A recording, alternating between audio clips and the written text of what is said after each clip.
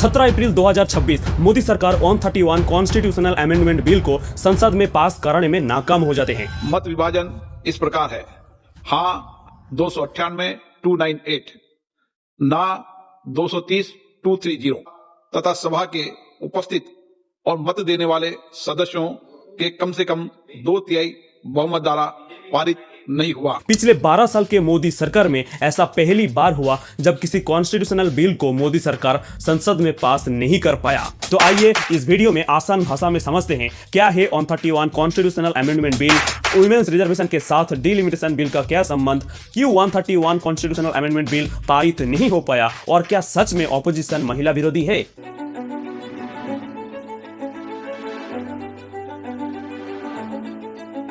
अभी जो women's reservation bill के बारे में बात चल रहा है, नारी शक्ति बंधन कानून, दरअसल वो बिल सितंबर 2023 में ही सत्ता पक्ष और विपक्ष के सर्वसहमति से पास हो गया था। नए संसद भवन में पक्ष विपक्ष की सीमाओं से ऊपर उठकर करीब करीब सबने इसके पक्ष में वोट दिया। जिस बिल में कहा गया 1/3 ऑफ लोकसभा सीट्स मतलब 33% ऑफ लोकसभा सीट्स वुमेन्स के लिए रिजर्व होगा। महिलाओं को 33% आरक्षण देने का कानून पास किया। और इस बिल को पास कराने के टाइम ही ऑपोजिशन ने डिमांड किया कि इस बिल को अगले साल 2024 लोकसभा इलेक्शन में लागू किया जाए, लेकिन सरकार मतलब बीजेपी सरकार उस बिल को लागू करने से इनकार कर दिया और 30 महीने तक मतलब अप्रैल 2026 तक लटका के रखा। फिर आया 14 अप्रैल 2026 जब सरकार अचानक ऑपोजिशन पार्टीज को इन्फॉर्म करता है 16, 17 और 18 अप्रैल को स्पेशल पार्लियामेंट्री सेशन बुलाकर 131 कॉन्स्टिट्यूशनल अमेंडमेंट बिल, जिसके साथ women's reservation amendment bill,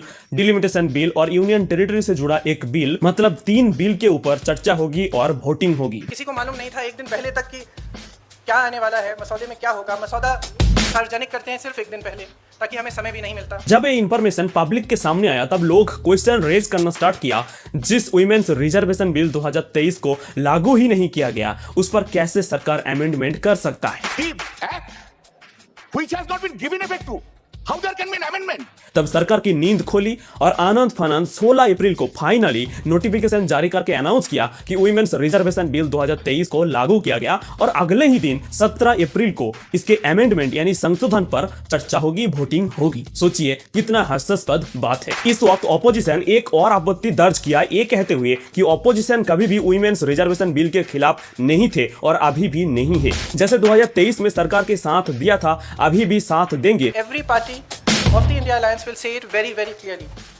Bring that 2023 legislation which was passed, make whatever change you want to get it done by 2029, we will fully support it. लेकिन इसको delimitation bill के साथ जोड़ा ना जाए, अटैच ना किया जाए, अलग से इस पर वोटिंग हो, चर्चे हो। We oppose the linking it with the delimitation. Women's reservation is not bargaining. लेकिन सरकार ने ऑपोजिशन के ये लीगल डिमांड, जायज डिमांड को नहीं माना। अभी सवाल है डिलिमिटेशन बिल के साथ क्यों वुमेन्स रिजर्वेशन अमेंडमेंट बिल को जोड़ा गया। इस चीज को समझने के लिए हमें समझना पड़ेगा क्यों ऑपोजिशन डिलिमिटेशन बिल के खिलाफ है। डिलिमिटेशन கருப்பு சட்டத்துக்கு எதிரான நம்ம போராட்டம்। अभी जो डिलिमिटेशन बिल सरकार ने लाया था उसके हिसाब से 2011 सेंसस के मुताबिक पॉपुलेशन के बेस पर डिलिमिटेशन यानी परिसीमन किया जाएगा। मतलब हर स्टेट्स का सीट्स तो बढ़ेगा लेकिन इक्वल प्रोपोर्शन में नहीं बढ़ेगा। जिस स्टेट्स का पॉपुलेशन ज्यादा उनका पार्लियामेंट में रिप्रेजेंटेशन ज्यादा हो जाएगा और जिन स्टेट्स के पॉपुलेशन कम उन स्टेट्स का पार्लियामेंट में रिप्रेजेंटेशन कम हो जाएगा। अभी पॉपुलेशन ज्यादा है नॉर्थ इंडियन स्टेट्स का, जैसे यूपी, बिहार, राजस्थान जैसे स्टेट्स, और इन स्टेट्स में मजे की बात यह है कि बीजेपी का दबदबा है। मतलब अगर यह बिल लागू हो जाता तो बीजेपी का भरपूर फायदा और अपना कुर्सी भी सिक्योर हो जाता। दूसरी तरफ south Indian states, north eastern states, ये लोग अपना पॉपुलेशन को कम करने में सफल हुआ फैमिली प्लानिंग प्रोग्राम के चलते, देश हित के खातिर। लेकिन इस बिल के हिसाब से जो लोग देश हित के खातिर अपना पॉपुलेशन कम किया उनको सजा मिल रहा था और इसके नतीजा होता north Indian state, south Indian states में डेमोक्रेटिक इंबैलेंस, देश के पॉलिटिकली टुकड़े टुकड़े किया जाता और इसी चीज को रोकने के लिए ऑपोजिशन डिलिमिटेशन बिल के खिलाफ हो गया। लेकिन बीजेपी अपने कुर्सी को सिक्योर करने के लिए, अपने फायदा को एंश्योर करने के लिए हर हाल में इस बिल को पास कराना चाहता था। लेकिन कैसे? इसके लिए बीजेपी एक पैंतरा चला। अभी वेस्ट बंगाल और तमिलनाडु में असेंबली इलेक्शन चल रहा है और इन दोनों स्टेट्स के ruling party TMC and DMK का बड़ा वोट बैंक है महिला वोट बैंक। सो अगर वुमेन सेंटीमेंट के आड़ में अगर डिलिमिटेशन बिल को लाया जाए तो दोनों तरफ से बीजेपी को फायदा होगा। This is an attempt to change the electoral map of India using and hiding behind India's women. अगर बिल पास हो गया तो भी बीजेपी को फायदा और बिल पास नहीं हुआ तो भी बीजेपी को फायदा। कैसे? दरअसल बीजेपी के लीडर सोचा था अगर वुमेन्स रिजर्वेशन बिल के आड़ में डिलिमिटेशन बिल को लाया जाए और इसको अटैच कर दिया जाए तो शायद टीएमसी और डीएमके जो कि ऑपोजिशन के दो बड़े घटक दल अपने वोट बैंक को नाराज नहीं करते हुए वुमेन्स रिजर्वेशन अमेंडमेंट बिल को समर्थन कर देगा और इनडायरेक्टली डिलिमिटेशन बिल भी पास हो जाएगा। और अगर टीएमसी एंड डीएमके डिलिमिटेशन के खिलाफ जाते हुए वुमेन्स रिजर्वेशन अमेंडमेंट बिल को भी समर्थन नहीं करते तब भी बीजेपी को इलेक्शन प्रचार में फायदा हो जाता। वेस्ट बंगाल, तमिलनाडु और 9 महीना बाद उत्तर प्रदेश में इलेक्शन है। इन स्टेट्स में जा जाकर बीजेपी के leaders TMC DMK Samajwadi party के खिलाफ नारे लगाता कि वो महिला विरोधी है। कांग्रेस, डीएमके, टीएमसी और समाजवादी पार्टी जैसे दलों की स्वार्थी राजनीति का नुकसान देश की नारी शक्ति को उठाना पड़ा। और ये बात खुद नरेंद्र मोदी पार्लियामेंट में स्वीकार भी किया। देखिए, इसका अगर विरोध करेंगे